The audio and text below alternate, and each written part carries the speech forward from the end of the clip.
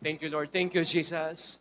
Masaya po ako na makita ko po yung mga kamanggagawa ko po. Kapwa manggagawa, no? Kapwa kapatid kay Kristo. Mga taga CIY, Mabalacan. Pwede ba natin palakpakan po ang Lord? Thank you, Jesus. Alam niyo po, wala kayong kaalam-alam yung pong pagsambang ginagawa po ninyo dito. Yung commitment po ninyo sa Diyos ay nakakarating sa iba't ibang lugar. Alam niyo po ba yung ginagawa ng Diyos sa Mabalacat ay nakakarating din hanggang Magalang. Nakakarating din po maging hanggang San Fernando, May. No? To God be the glory. Agad po tayong dadako sa pangangaral po ng salita po ng Diyos. Thank you, Lord. Thank you, Jesus. Alam niyo po, kapag may gustong gawin ng Diyos sa isang panahon, kasi medyo piling panahon lang ang kinikilusan po ni God. May mga panahon pong silent year na tinatawag ang Bible na walang galaw ng Diyos. Silent year, hindi talaga more than 700 years. May ganun, walang pagkilos ng Diyos. Pero kapag si God po, meron siyang gustong gawin sa isang panahon, kikilos siya, gagawa siya, magpapakita siya, magbabago siya ng buhay ng tao. Lagi siyang naghahanap ng mga lingkod po niya. At ipinapaalam niya sa mga lingkod niya kung ano yung gusto niyang gawin. Nung si God po, plano niyang magtayo ng isang nation, ng isang bansa. O niyang tinawag, sino? Si Abraham. At sa pamamagitan po ni Abraham, sa pamamagitan po ng kanyang lahi, ay lalabas ang isang bansa. Ano yon? Israel. Galing sa 12 tribes of Israel. Kaya nagkaroon po ng nation. Tinawag niya si Abraham. Nung po ang buong mundo'y sobrang lala na, no? Sobrang makasalanan na. At gusto niya nang gunawin ang buong mundo at magpanibago ng bagong lahi. Sino po kinausap niya? Si Noah. Ang sabi niya, Noah, gumawa ka ng isang malaking bangka at isakay mo dyan ang iyong mga anak, mga asawa ng iyong anak, at kumuha ka ng mga pares-pares na mga hayop. And the rest is history. Noong pong nakarating kay God yung pagmamalupit ng mga Ehipto sa mga Hudyo, ang sabi niya, kailangan ko nang palayain ang aking bayan sa pagkakaalipin sa bansang Egypt. Sino po tinawag niya? Si Moses. At sinabi niya kay Moses, free my people. Palayain mo sila. Dalhin mo sila sa lupang pangako. At ang gusto pong iligtas ni God ang katauhan dahil sa ating mga kasalanan. Bumaba po ang Diyos dito sa lupa. Nagkatawang tao. Sino inanap niya? 12 alagad. And the rest is history. Hanggang nakarating po sa atin ang mabuting balita. Lahat po ng tumanggap kay Jesus, no? Nagsuko ng buhay kay Jesus, magsabi ng amen. Laging naghahanap po ang Diyos ng kanyang mga lingkod para sabihin sa kanila yung gusto niyang gawin. And I do believe our bishop is a man of God. Amen po ba? To God be the glory. Nakakarinig siya kay God. Actually, bago po dumating ang Thanksgiving service, sabi niya sa akin, nag-message siya, Pastor, sabi niya, ito yung word ni God. Pakisama mo ko sa panalangin, yung kalooban ng God. Marinig ko yung tinig ni God. Ano po? At hindi ko na po mahintay yung Sunday service on January 5 sa Magalang. Pumunta na po ako ng San Fernando. Excited po ako kung ano yung word ng Lord, kung ano yung gustong gawin ng Lord sa taong 2020. At nang ipangaral na po ni Bishop yung pinapasabi ni God, that the year 2025 is the year to arise and build. Tuwang-tuwa po ako, Lord. This is it. Napakalinaw ng gusto mong mangyari sa taong 2025. Ang buong Christ in your family, binibigyan mo ng pribilehiyo to do something for you, to do something for your kingdom, to do something for God. And that is to arise and build. Pakitingin niyo po yung katabi mo. Pakisabi po sa kanya, sa taong 2025, you will do something for God. You will do something for His kingdom. You will arise and you will build for God. Ano po? Ito po yung gusto kong dalhin na mensahe po sa inyo. This 2025 po, we will be more useful to God. Kung ginamit ka ni God ng matindi nung taong 2024, humanda ka kapatid, mas gagamitin ka ng matindi ng Diyos sa taong 2025. Lahat po ng excited, magsabi ng amen. Alam mo po, karangalan sa atin. Pag Kristiyano ka, pinatawad ka, alam mo, minahal ka ni God kahit hindi ka karapat-dapat. Alam niyo po, pag binigyan ka ng assignment ng Diyos na to, hindi yun pasakit dapat sa'yo. It is not a burden, but it is a privilege to serve the living God. Kung minsan po, ang tao, na-appoint lang ni Mayor, nakapagtrabaho lang sa munisipyo, proud na proud siya. Bata ako ni Mayor, bata ako ni Governor. Tayo po, hindi lang si Mayor ang tumawag sa atin. Hindi lang si Mayor ang nag-appoint sa atin. Lalong-lalo na hindi lang si Governor ang tumawag sa atin. Hindi lang siya yung nag-appoint sa atin. Sino nag-appoint sa atin? Ang Diyos mismo. This God who created the heavens and the earth wants you and me to do something for Him. Can I have an amen? Alam niyo po, the least that we can do, doon sa cross na namatay, doon sa Diyos na nagkatawang tao sa cross para sa atin, the least that we can do for Him is to live, no? Mabuhay para doon sa namatay para sa atin. No? Mabuhay para kay Kristo. No po? Now, isang tanong po na iniiwasan ng marami at pakitanong na rin po sa inyong sarili. No po? Pakitanong niyo po yung sarili niyo. No? Ganito po yung tanong. Will I be useful or will I be useless this 2025? Iniiwasan niyang itanong ng maraming Kristiyano. No? Magiging kagamit-gamit ba ako sa Diyos sa taong 2025? O magiging useless ako sa taong 2025? Sino po yung ayaw mong hindi maging kagamit-gamit sa Diyos? Ako po, ayoko. Gusto ko kung ginamit po tayo ni God, no? By the grace of God, noong 2024, 2025, Lord, isagad mo, Panginoon, yung paggamit po ninyo sa akin sa taong 2025. May mga pictures po akong ipapakita sa inyo. Please participate kung nakaka-relate po kayo. No? Sa lahat po ng mga millennial, pagpasensyahan niyo po ako, baka hindi po kayo makarelate sa mga pictures pong ito. Una, pwede pong pakipost. Yan. Sa tingin po ninyo, ano yan? Sabi po ng first service, walkie-talkie daw po. Actually, hindi yan walkie-talkie. Ano po? Actually, yun po yung first cellphone. And I think na-invent yan mga 1970-something. Ano po? At kung meron kang ganyan, medyo dapat malaki bicep mo kasi you need a strong muscle para mabit-bit po yan kasi sobrang bigat niya. At sobrang mahal nung panahong pong yun. At kapag importanteng tao, kakamukha ng isang doktor, dapat meron ka yan para madali kang matawagan. Pwede bang pakipost po yung iba? Yan, sino po nakaka-relate niyan? At kung minsan yung paborito mo pang awitin sa radio, i-record mo. Pagkatapos ng kanta, this is WW, blah, blah, blah. Pati yung sinasabi ng DJ na record mo rin. Sino nakaka-relate nun? Ako rin po na. Okay. Pangatlo po, yan. Sa tingin po ninyo, ano yan? Betamax, alam ni Kuya. Sa lahat po ng naisilang ng 70s, 80s, and 90s, alam po nila kung ano yan. Kung gusto mo makapanood ng movie nung panahong pong yon, kailangan meron ka niyan. At meron pong tinatawag na Betamax player, ay Betamax tape. Isinisilid po yan doon sa black na rectangle and then ipi-play mo, lalabas yan sa TV. Makikita mo na si Lito Lapid, Leong Gorelo. Makikita mo na si Fernando Po Jr., isang bala ka lang. Makikita mo na si Sharon Cuneta, bukas, luluod ang mga talang. Okay? And, of course, yung tinatawag, yung isa po, yung rewinder, wala, no?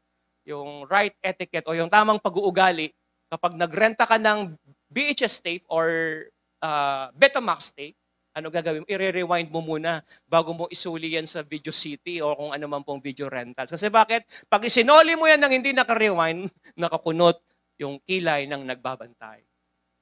And last, sino po gumamit niyan? Umamin na po kayo. Noong 1970s, usong-uso yan.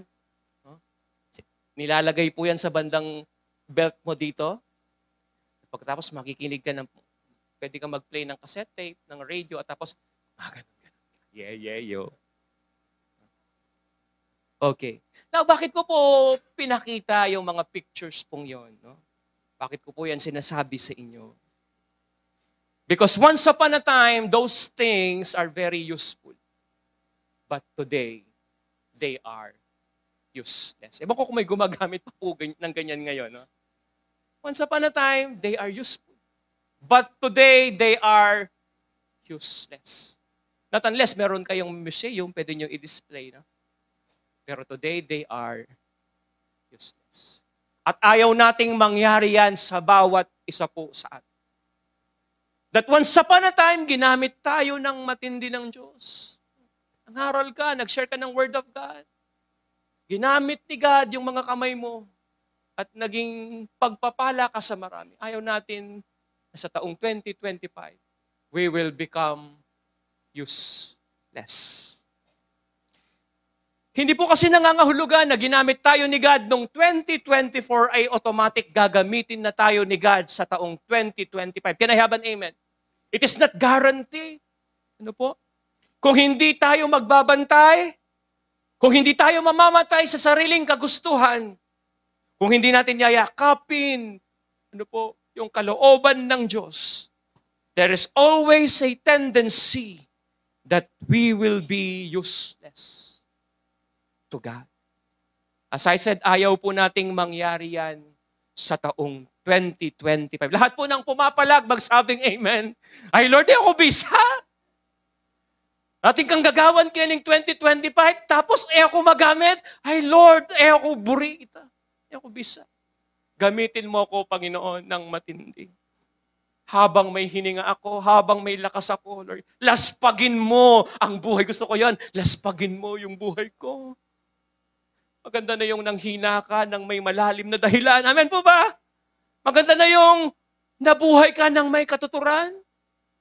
Minsan pumupunta po ako sa sementeryo, iba't ibang uri ng edad ang makikita. Hindi ko alam, saan niya kaya ginamit yung buhay niya?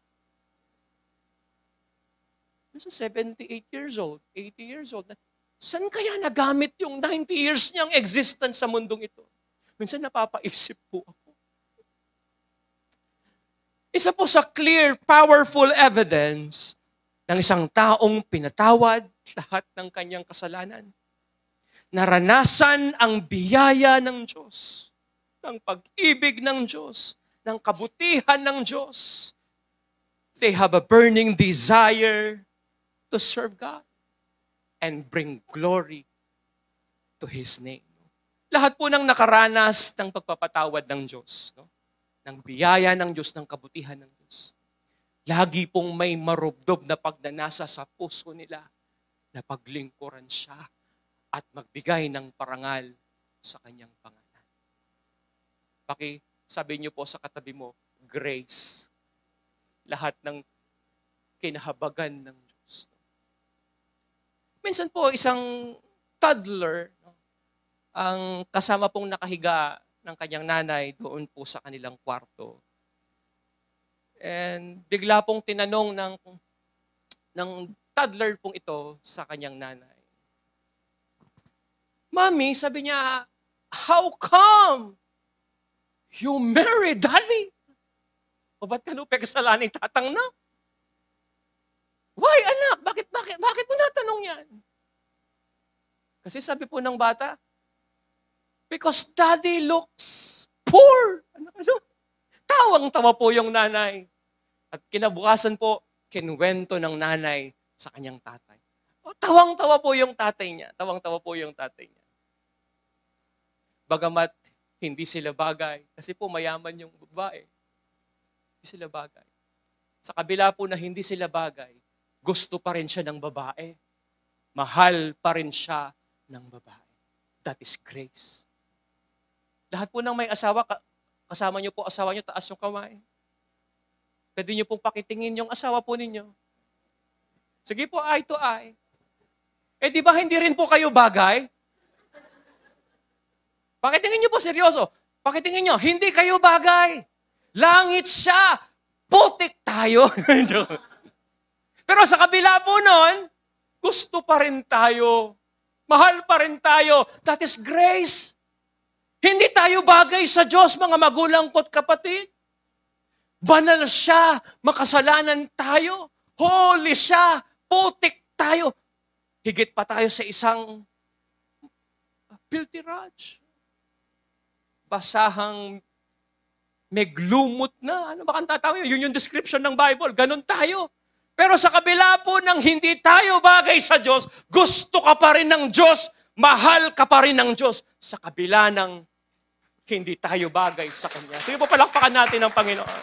That is grace. Hindi ka karapat-dapat, pero gusto ka pa rin ng Diyos.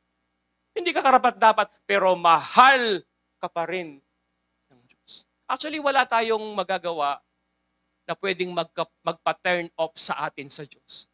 Sabihin mo na, gawin mo na, pero hindi mawawala yung pag-ibig ng Diyos, yung pagkagusto ng Diyos. At so sobrang desperate ng Diyos sa atin, ibinigay pa niya yung kanyang kaisa-isang anak, just for you and for me. Hinayaan niyang magdusa, mamatay sa krus ng Kalbaryo para sa iyo at para sa akin. My brothers and sisters in Christ, they have a burning desire to serve God and bring glory to His name. Lahat po ng may pagnanasang maglingkod sa Diyos, itaas ang kamay. Na gusto mo natutuwa siya sa buhay mo, ang buhay mo nagbibigay ng parangal sa Kanya. Meron tayo niyan. Pag pinatawad ka, kinahabagan ka, ginawang kang kabutihan ng Diyos, automatic yan. Meron ka niyan sa puso mo. I remember the prodigal son, in Luke chapter 11 verses 15 to 31. Ang kwento po niyan, matapos pong kunin ng anak lahat ng kanyang mana, gawin ng hindi maganda tatay niya, i-disrespect ang kanyang tatay.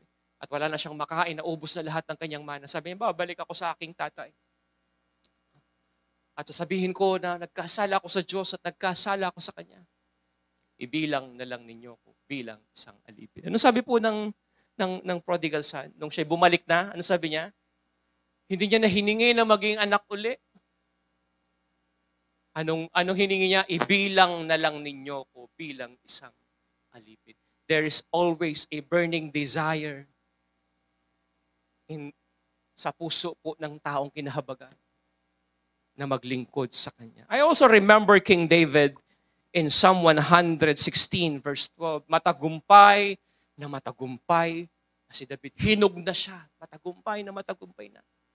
In fact, ang bansang Israel during that time ay nagmistulang parang Amerika. Wala isa mang makatalo sa kanya. At mayamang-mayaman sila. Pinagpala sila ng Panginoon. Ang sabi po ng verse 12, sabi ni Haring David, how can I repay you, O God, for all the good things you have done for me? Paano kita mababayaran, Panginoon? Paano ko masusuklian, Panginoon, ang lahat ng kabutihan na ginawa mo sa akin? Lagi pong may bawi ang tao sa Diyos sa lahat ng nakaranas ng kanyang pagpapatawad, kabutihan, biyaya, at pagpapala. Laging may bawi ang tao. Can I have an amen po? At pakitingin niyo po yung katabi po ninyo at pakisabi sa kanya with conviction, may bawi ka na ba sa Diyos kamo? May bawi na po ba tayo kay God? Okay? Now, how to be more useful to God this 2025? Paano tayo magiging kagamit-gamit sa taong 2025? Lahat po ng gustong bumawi kay God, taas ang kamay. Ako po, nung may pamilya, Tagalog. Kung bibilangin ko lang lahat po ng kabutihan ni God, kulang ang buong service para po i-describe, ikwento lahat ng kabutihan ng Diyos. At lahat tayo meron po niyan. At nais nating bumawi sa Panginoon. No? How to be more useful to God this 2025. This is very basic at narinig nyo na po ito. Pero allow me to remind you po about this message. Ano po? Sabi nga po ng mga matatatanda, ang paalaala ay gamot sa mga nakakalimot. So gamot to para sa bawat isa po sa atin. How to be more useful to God this 2025. Number 1, you desire it. Nasain mo na gamitin ka ng Diyos sa taong 2025. No? The first step to be used by God is to desire it. Wala nang iba. Yung unang hakbang para magamit tayo ng Panginoon ay nasahin mo na gamitin ka ng Panginoon. Alam niyo po, lahat ng mga taong matitinding ginamit ng Diyos sa iba't ibang panahon, they have one thing in common. Read the history. Read your Bible. They have one thing in common. Ano yon? They have a burning desire. Ano po? To serve God. Meron silang nag-aapoy, nag-aalab na pagnanasa na magamit po ng Panginoon. Ano po? Meron pong isang field trip, no, na ginawa sa isang school. At sa field trip pong ito, kasama yung spiritual side ng field trip po nila. At pumunta po sila sa bahay ni John Wesley. No? Kung familiar po kayo sa pangalang John Wesley, siya po yung nagpasimula ng Wales Revival. Yung panahon po ni John Wesley, yung mga taberna, aliwan, beer house nagsara, yung mga pasugalan nagsara, yung mga tao umiiyak. Bigla na lang nilang inahanap si God at ang buong simbahan ay napuno po ng maraming mga tao. Nagkaroon ng revival nung panahon po yun. So bumisita po sila sa tahanan ni John Wesley. Akay-akay po ng isang teacher ang kanyang mga estudyante. Umikot po sila sa bahay ni John Wesley. Hanggang pumunta po sila sa second floor kung saan yung kwarto po ni John Wesley. At may napansin po yung mga bata sapagkat yung carpet po ni John Wesley ay may malaking dot na saktong-sakto yung tuhod ng isang tao. Ang sabi po ng mga estudyante, Teacher, bakit po may mga butas sa carpet? Ang sabi po ng teacher, diyan lumuluhod at nananalangin si John Wesley. Nung matapos po yung field trip, bababa na yung mga estudyante. Ano po? Binilang ng teacher yung mga bata. Kulang ng isa. Inikot niya po yung kusina, yung sala, wala siyang makita. Ang ginawa niya, naalala, baka nandun sa kwarto ni John Wesley. At pagbukas po ng kwarto, meron isang batang nakalood doon sa eksaktong butas ng tuhod ni John Wesley. At ang prayer po ng batang ito ay ganito, Lord God, do it again in my generation. Alam niyo po ba kung sino yung batang yun? Walang iba kundi si Billy Graham. It started with a burning desire to be used by God mightily. Nagsisimula sa isang marubdob na pagnanasa. Your desire to be used by God is the starting point of everything. Lahat ay nagsisimula sa isang simpleng pagnanasa. Nung si God po, naghahanap siya ng mga lingkod niya para isugo niya sa bansang Juda. Sapagkat ang bansang Juda ay lumayo na sa Diyos. Hahanap siya. At ang sabi po sa Isaiah chapter 6, verse 8, meron pong isang kabataan, edad mga 20 anyos. Ang sabi po sa Isaiah chapter 6, this is Isaiah, 20 years old pa lang. Ang sabi po niya, Here I am, Lord, send me. Narito ako, Panginoon, isugo po ninyo ko sa bansang Judah. This verse describes that the prophet Isaiah volunteering to serve the Lord in response to God's call. Isaiah's response to God's call resulted in him becoming a prophet. Isang simpleng pag-volunteer. Lord, ako po, gamitin po ninyo. Ginawa siyang propeta ng Diyos. And delivering God's message to the people of Judah. Because of that, nagdala po ng matinding revival, si Prophet Isaiah sa bansang Judah. Isaiah's ministry was successful in bringing hope. Nagdala ng pag-asa yung kanyang ministry to the people of Judah and foretelling sa pag-prophecy of the coming of the Messiah. Na mayroong isang sanggol na isisilang sa sabsaban At sa edad na 33 years old, mamamatay siya. At siya yung tutubos sa lahat ng kasalanan ng sanlibutan. I also remember Zacchaeus in Luke chapter 19 verse 3 na lahat po ng tao ay nagtipon-tipon sa daanan sapagkat dumaraan si Jesus. Some of them nakikiisyoso lang, wala talagang desire to know God. Pero merong isang Zacchaeus ang nagnasa, hindi lang para makita si Jesus, kundi para makilala kung sino si Jesus. Pakitingin niyo po yung katabi mo. Hindi lang po yan nakikiisyoso. Meron yang desire. Not just to see Jesus, but to know Jesus. Alam niyo po ba na maraming nagsasabi kung sino ang pumalit kay Judas? Si Matias. At kilala niyo po ba kung sino si Matias? Maraming nagsasabi, mga Bible scholars, na si Matias at saka si Zacchaeus ay iisa. Si Zacchaeus ang pumalit kay Matias. Nagkumpleto ng 12 alagad. Paano nagsimula? Sa simpleng pagnanasa. Ano po? Now, papaano tayo magiging kagamit-gamit po sa taong 2025? Number 2, prepare yourself. Ihanda mo ang iyong sarili. You value spiritual preparation. Pinapahalagaan mo ang buhay panalangin mo. Pinapahalagaan mo ang pag-aayuno. Lahat po nang nag-engage sa prayer and fasting, magsabi ng amen. Alam niyo po, hindi mo dapat pinapalampas to, itong prayer and fasting po ito.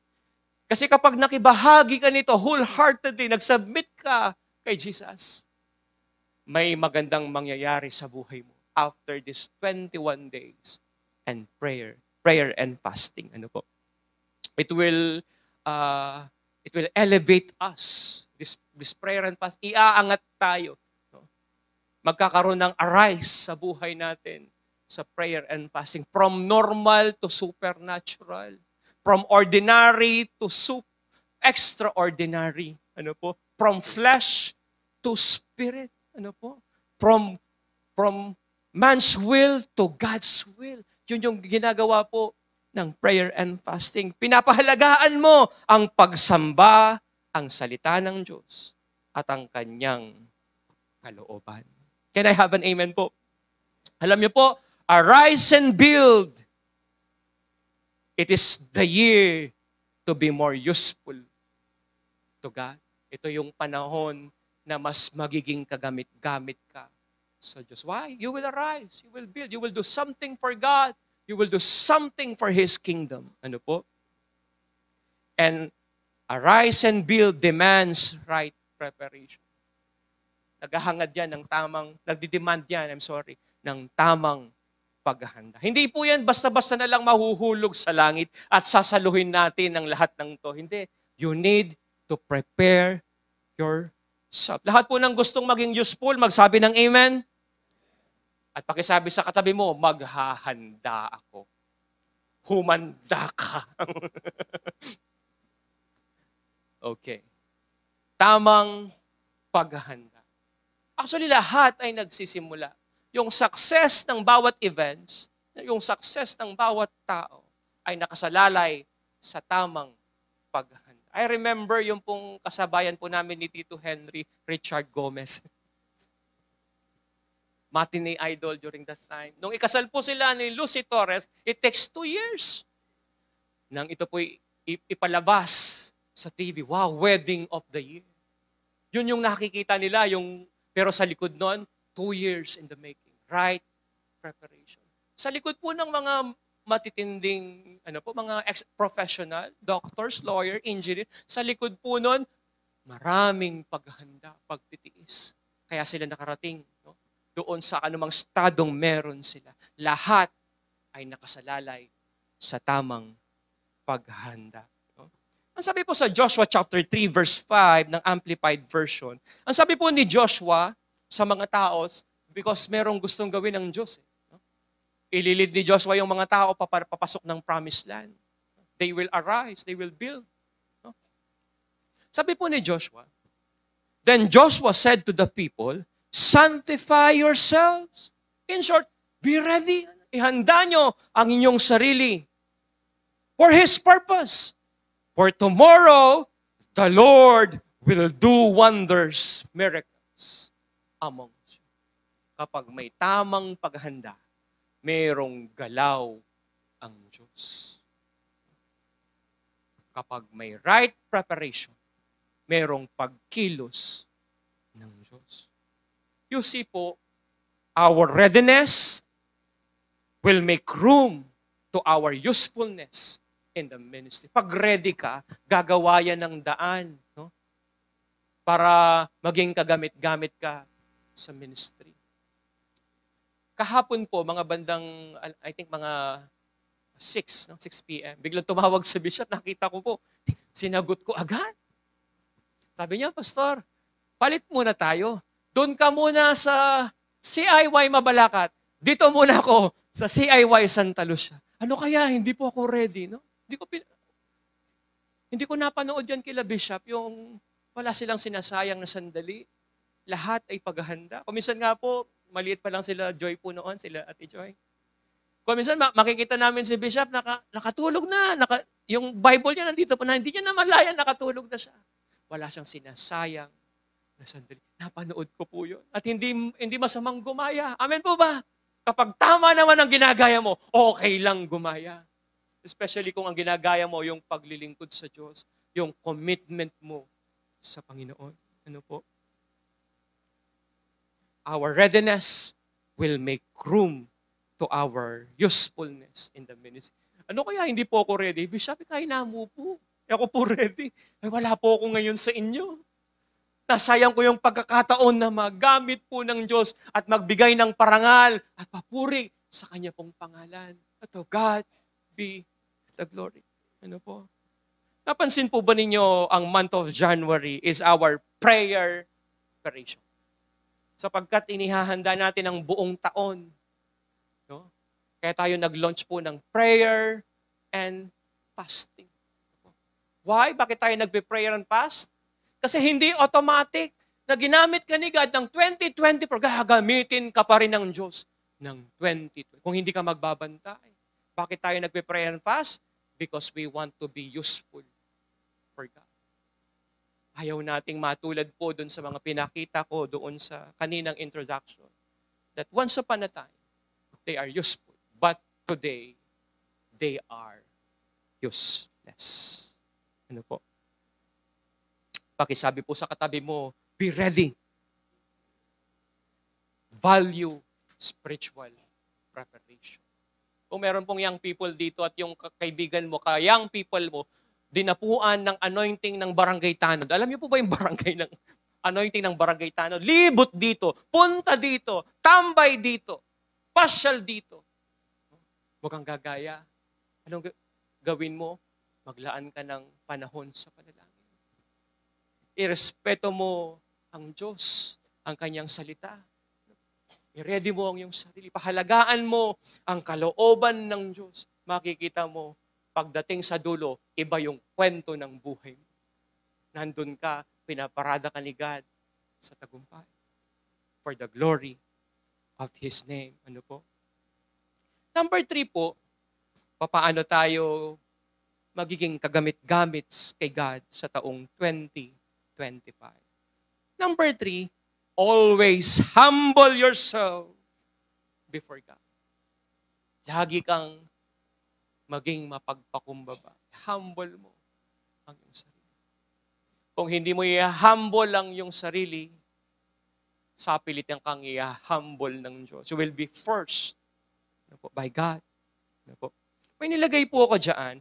God uses all those who humble themselves before the cross, boasting only in Him, na walang pinagmamalaki sa buhay, kundi si Jesus. Sila daw po ay ginagamit ng Panginoon. Always remember po na sa ating pong paglilingkod, sa ating pagsunod sa Diyos, makakarinig ka ng mga papuri, ng palakpak, magagandang salita na galing sa tao.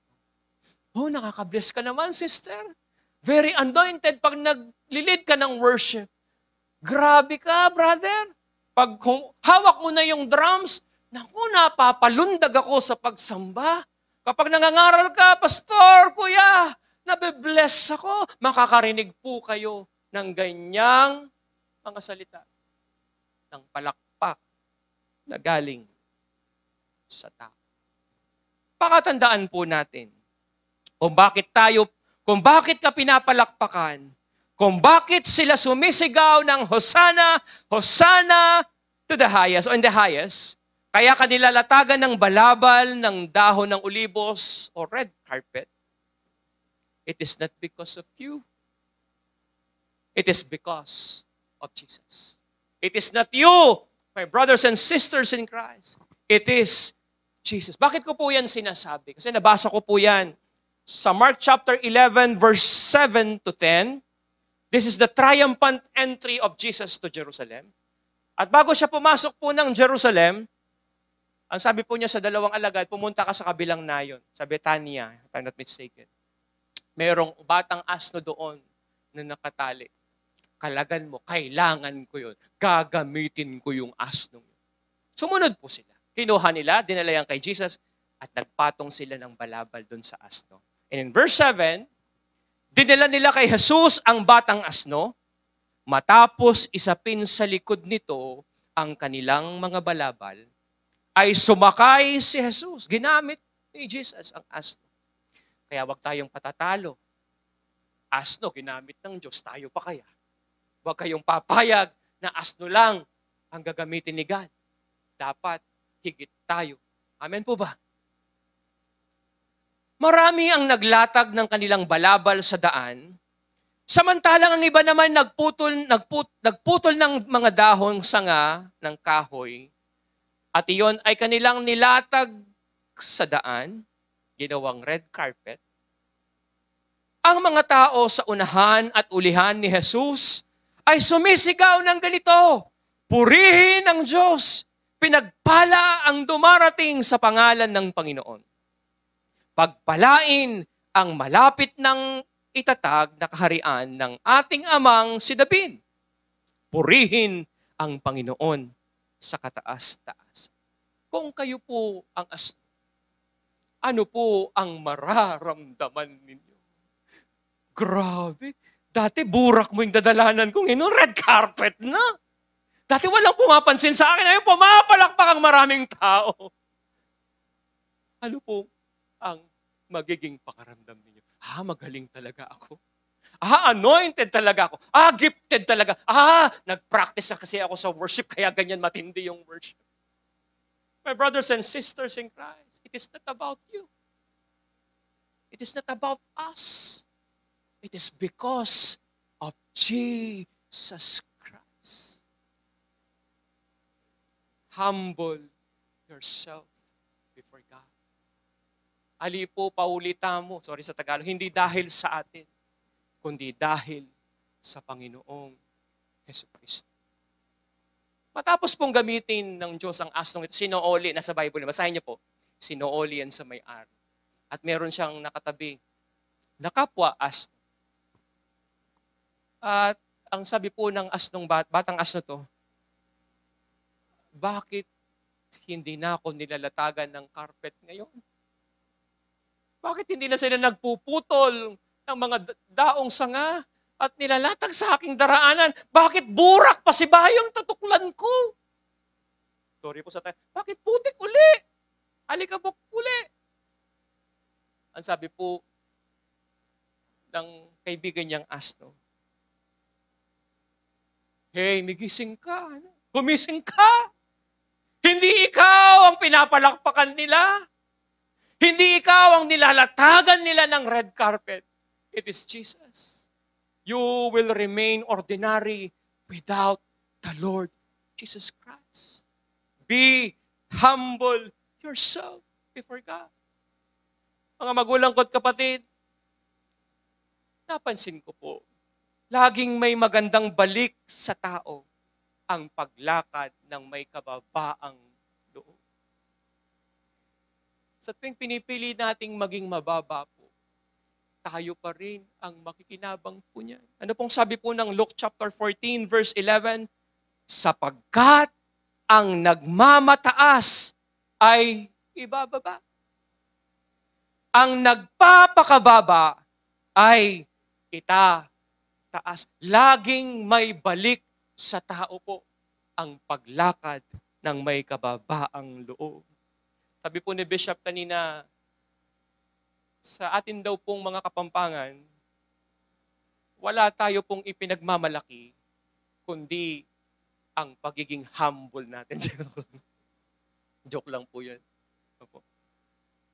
Lagi pong may balik sa tao ang paglakad ng may kababaan. Ano po? Lagi po nating tandaan to, mga kapatid, na sa mata ng Diyos, ang daan pataas ay nasa daang pababa. Ano sabi ng Bible? Ang nagmamataas ay ibababa. Ngunit ang nagpapakababa, ang siyang itataas. Sa mata ng Diyos, ang daan papuntang Baguio ay ang pauwi ng Baguio. Hindi, joke lang. Ang daang pataas ay ang daang pababa. Sabi nga po ng Itbulaga, ang spaghetting pataas ay nasa spaghetting pababa. My brothers and sisters in Christ, the only way to go up is to go down. There's walang ibang paraan ng pataas, kundi ang pababa. The only way to go down is to go up. Ano po? Be humble. Pakisabi sa katabi mo, be humble. Hindi, sorry. Be humble, hindi hambog. Be humble. Ibaba mo ang iyong sarili. Sapagkat wala kang ibang pupuntahan ang pagiging mayabang, kundi ang pagbagsak. At ayaw nating mangyari po yan. Praise God. Sino po yung nakakita na ng stickers sa mga sasakyan nakalagay, stay humble? Lagi ko nakikita yan. Lalo na sa mga pang-karera nakalagay yan. Proud na proud pa yung may-ari, stay humble. Nung nakita ko, sabi ko, ayoko yung sticker. Ayoko yung stay humble. Bakit? Kasi in-acknowledge mo na humble ka. All you have to do is to stay humble. Alam niyo po ba yung model natin ng pagiging mababa, walang iba kundi si Jesus. Siya yung eksaktong modelo ng pagiging humble. At kung iahambing ang bawat isa po sa atin ni sa katiting, ay wala pa tayo sa pagiging mababa ni Jesus. Ano po pinupoint ko dito? Malayo pa yung ating babahihin. Malayo pa ang ating lalakbayin. Malayo pa ang ating sasagwayin para makarating sa pagiging humble. Hindi pa tayo nakarating. Amen po ba? Don't stay humble. Be humble. Pwede po ba ng palakpakan ng Lord? Thank you, Jesus. Number 3 po, paano tayo magiging kagamit-gamit sa Panginoon sa taong 2025. Number 4 po, stay away from sin. That is period. Stay away from sin. Kung ikaw ay young people at tapos ang desire mo, magamit ni God, stay away from sin. Kung ikaw ay pastor, stay away from sin. Kung ikaw ay magulang, stay away from sin. Sapagkat ang paglayo sa kasalanan ay gagawin tayong matalas at kagamit-gamit sa kaharian ng Panginoon. Now, if you have your Bible, please open your Bible in 2 Timothy chapter 2, verse 22, 21. 2 Timothy chapter 2, verse 20 to 21. Ang sabi po ni Apostol Pablo kay Timothy, sabi niya, in a large house, there are things made of gold and silver. Sa loob daw po ng malaking bahay, May mga bagay daw po nagawa sa ginto at pilak. But there are also things made of wood and clay. Some of these are used for special purposes. Others for ordinary jobs. Naalala ko po pag dumarating yung araw ng Pasko, laking lola po ako. Kapag kami lang po nila lola, ang ginagamit po na plato ni lola, sartin. Baliho po retang tutunugla. O takay pa che, may pukpukla, mapunti ang bagya, luntoy tang lata na. Ordinary. Opo.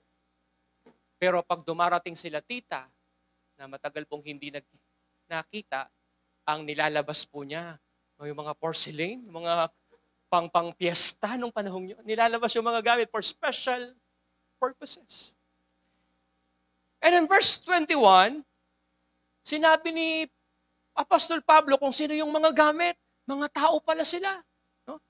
Sa loob ng malaking bahay, or we can interpret this, inside the church, may mga taong naroon. Sabi po ni Apostol Pablo. Verse 21, the Lord wants to use you, sabi niya kay Timothy, for special purposes. In short, si Timothy po, ginto siya. Silver siya. Ginagamit sa mga natatanging okasyon. Ano po? For special purposes. So make yourself clean from all evil. Lahat po ng ayaw ng kasalanan, taas ang kamay, wagay-wagay. Lord, ayoko po yan. Malulungkot ang Holy Spirit, ayaw kitang masaktan. Alam po niyo, pag meron po kayong ganyang puso, in the eyes of God, you are gold. You are silver. Then you will be holy. And the Master, God, and the Master can use you. Pakisabi sa katabi mo, God will use you. You will be ready for any good works. My brothers and sisters in Christ, a holy vessel is a useful vessel in the hands of the Lord. Kapag lumalakad tayo ng kabanalan, na may kabanalan, umaayaw tayo sa kasalanan, ano po? Sa kamay ni God, matinding kasangkapan tayo. Gagamitin tayo po ng Panginoon. Pag may nag-invite po sa inyo sa isang kaarawan, kasalan, at bibigyan po kayo ng platong kinainan ng iba, may ketchup, may sarsyado, may minudo, kung ano na yung nagmarka doon sa plato, kakain po ba kayo? Siguro, BJ, may ka na kami niyan siguro. Iinom po ba kayo sa galing sa imbornal? Tao lang tayo, ayaw natin ng marumi. Ang Diyos pa kayo. Stay away from sin.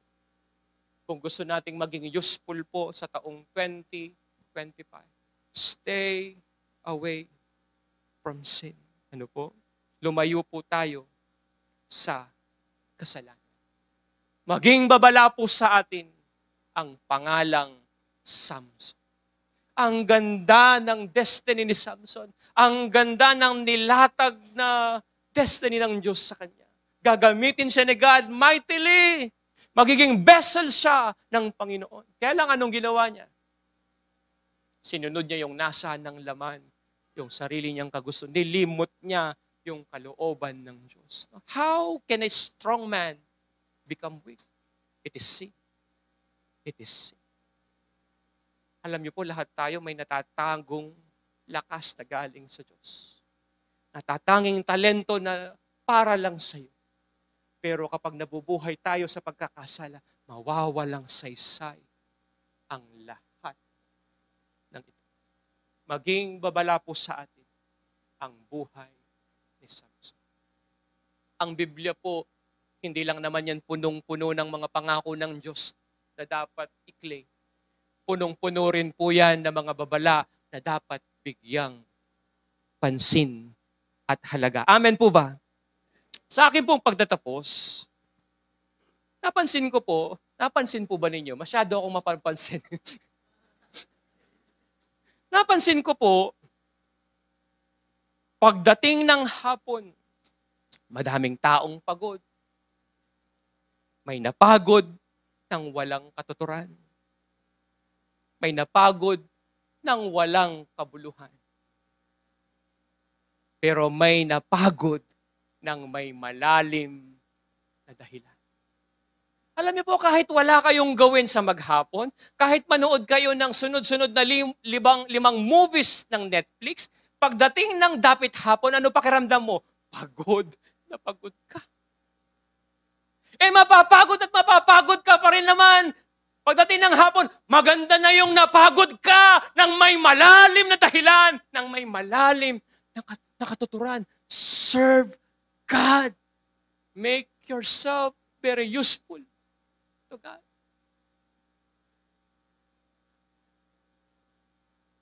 Sa ayaw at sa hindi po ng tao, ay tatanda ang lahat po sa atin. Nung ako po young people, yung pong B3 doon, kaya kong buhatin mag-isa. At i-shoot doon sa stand. Ako lang mag-isa. Kaya ko po. Ngayon po, hindi ko na kaya. Kasi 40 plus na po ako. Sabi ko, tumatanda na rin. Tignan niyo po yung katabi po ninyo. Eye to eye. Hindi ganyan ang itsura niya dati. Fresh na fresh. Hanggang ngayon, fresh din naman. No? Pero may mga kulubot na ng konti. Medyo may sag na ng konti. No? Palatandaan. Sa ayaw at sa hindi ng tao, tatanda at tatanda siya. Whether we like it or not. Tatanda at tatanda lahat naman tayo. Maganda na yung tumanda tayo ng may kabuluhan. Maganda na po yung tumanda tayo ng may malalim na dahilan. Ipagamit po natin ang ating pong buhay sa Panginoon. Sa ayaw at sa hindi, manghihina po ang ating katawan. Maganda na po yung nanghina ang ating katawan dahil sa ating pong paglilingkod sa Diyos.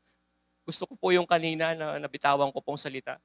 Malalaspag at malalaspag din naman ang katawang pong yan. Whether we like it or not. Maganda na yung nalaspag yan ng Diyos kaysa ibang tao, kung anumang bisyong meron sa mundo pong ito. Sa ayaw at sa hindi ng bawat isa sa atin, magmamahal at magmamahal ka.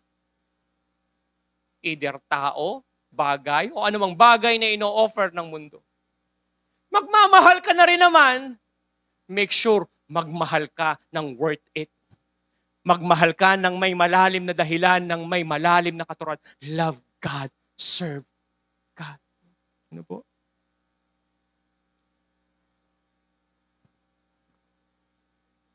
Alam niyo po kung ano yung pinakamasakit na pwedeng maranasan ng isang Kristiyano. Hindi yung mamatayan ng magulang. Even though masakit po yun. Hanggang ngayon, namimiss ko pa rin po yung nanay ko. Mga 1 year na po yung dumaan. Lalo na nung mga maliit po kaming pinapaliguan, namimiss ko siya. Sakit. Pero hindi yun ang pinakamasakit. Hindi rin po yung mamatayan ng anak. Naranasan ko rin po yun. Minsan naaalala ko. Maragul na sana, makanta. May sakit. Sakit. Ang mawalan po ng anak. Ang pinakamasakit na pwedeng maranasan ng isang Kristiyano ay yung kikilos ang Diyos sa isang panahon, pero hindi kakabahagi sa pagkilos ng Diyos. Imagine the pain of regrets. You have given the privilege to be used by God, and yet, hindi ka naging bahagi ng pagkilos ng Panginoon. Imagine you are the salt of the earth, you are the light of the world, and yet wala kang kabahagi sa pagkilos ng Diyos. Alam niyo po, may magandang ginagawa ang Diyos sa panahon natin. Nababasa po ba ninyo? May galaw ang Diyos sa panahon pong ito. At piling-piling panahon lang na gumagalaw at kumikilos si God. At isa po yung panahong ito. It is very visible. Nakikita natin yung galaw ng Diyos. No? Yung inihipo ng Diyos ang tao, binabago niyang tao, binabago niyang lugar. No? Pag hindi ka naging bahagi ng paggalaw, pagkilos ni God, yan ang pinakamasakit bilang isang Kristiyano. Kikilos ang Diyos sa isang panahon. Pero hindi ka kabahagi sa pagkilos po ng Panginoon. Minahal po tayo ng Diyos, pinakitaan ng kanyang kabutihan, ng kahabagan, ng kanyang biyaya. Hindi tayo karapat-dapat pero binigay niya pa rin ang kanyang buhay para sa atin. Hindi po ba marapat lang that we should live to the one who died for us? That is our Lord Jesus Christ. Alang-alang po sa Kanya na nagmahal at namatay para sa atin. And the least that we can do is to live to the one who died for us. Mabuhay po tayo para sa Kanya. Ipaglingkod po natin yung mga natitirang panahon pa na ilalagi natin sa mundong ito. Hindi natin alam kung hanggang kailan. Hindi natin alam kung gaano kahaba pa. Meron po kaming nanay sa Madapdap, sa isang care group. Kinonfine lang po siya. Humingi ng prayer.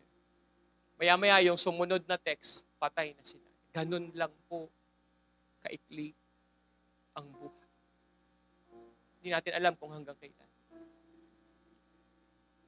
Mapapagod at mapapagod din naman tayo kahit hindi tayo maglingkod kay God.